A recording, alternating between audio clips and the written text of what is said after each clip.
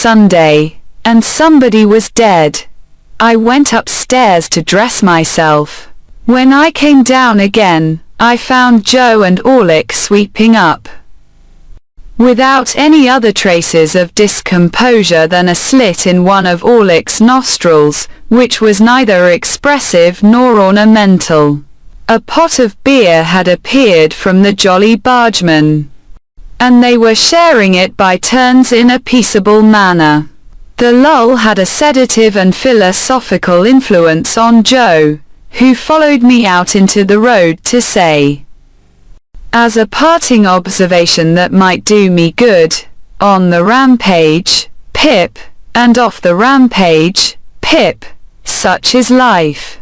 With what absurd emotions, for we think the feelings that are very serious in a man quite comical in a boy. I found myself again going to Miss Havisham's, matters little here, nor how I passed and repassed the gate many times before I could make up my mind to ring, nor how I debated whether I should go away without ringing, nor how I should undoubtedly have gone, if my time had been my own, to come back.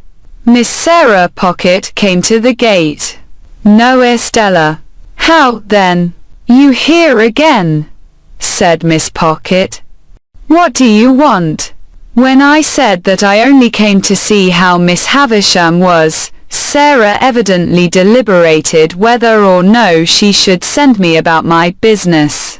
But, unwilling to hazard the responsibility, she let me in, and presently brought the sharp message that I was to come up. Everything was unchanged, and Miss Havisham was alone.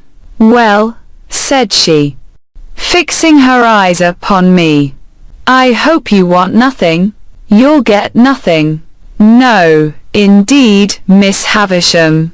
I only wanted you to know that I am doing very well in my apprenticeship, and am always much obliged to you. There, there, with the old restless fingers. Come now and then, come on your birthday. She cried suddenly, turning herself and her chair towards me. You are looking round for Estella? Hey! I had been looking round, in fact, for Estella, and I stammered that I hoped she was well. Abroad, said Miss Havisham, educating for a lady. Far out of reach, prettier than ever, admired by all who see her. Do you feel that you have lost her? There was such a malignant enjoyment in her utterance of the last words, and she broke into such a disagreeable laugh, that I was at a loss what to say. She spared me the trouble of considering, by dismissing me. When the gate was closed upon me by Sarah of the walnut-shell countenance, I felt more than ever dissatisfied with my home and with my trade and with everything. And that was all I took by that motion. As I was loitering along the high street, looking in disconsolately at the shop windows, and thinking what I would buy if I were a gentleman, who should come out of the bookshop but Mr. Wopsle. Mr. Wopsle had in his hand the affecting tragedy of George Barnwell, in which he had that moment invested sixpence, with the view of heaping every word of it on the head of Pumblechook, with whom he was going to drink tea. No sooner did he see me, than he appeared to consider that a special providence had put a prentice in his way to be read at, and he laid hold of me, and insisted on my accompanying him to the Pumblechookian parlour. As I knew it would be miserable at home, and as the nights were dark and the way was dreary, and almost any companionship on the road was better than none, I made no great resistance. Consequently, we turned into Pumblechook's just as the street and the shops were lighting up. As I never assisted at any other representation of George Barnwell, I don't know how long it may usually take.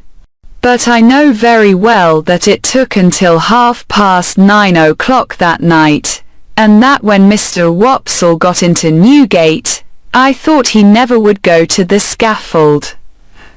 He became so much slower than at any former period of his disgraceful career. I thought it a little too much that he should complain of being cut short in his flower after all. As if he had not been running to seed, leaf after leaf, ever since his course began. This, however, was a mere question of length and wearisomeness. What stung me was the identification of the whole affair with my unoffending self. When Barnwell began to go wrong, I declare that I felt positively apologetic. Pumblechook's indignant stare so taxed me with it.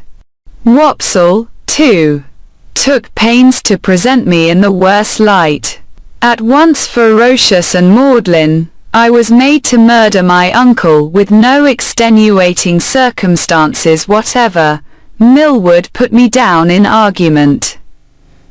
On every occasion, it became sheer monomania in my master's daughter to care a button for me, and all I can say for my gasping and procrastinating conduct on the fatal morning is that it was worthy of the general feebleness of my character. Even after I was happily hanged and Wopsle had closed the book, Pumblechook sat staring at me, and shaking his head, and saying, "Take warning, boy, take warning," as if it were a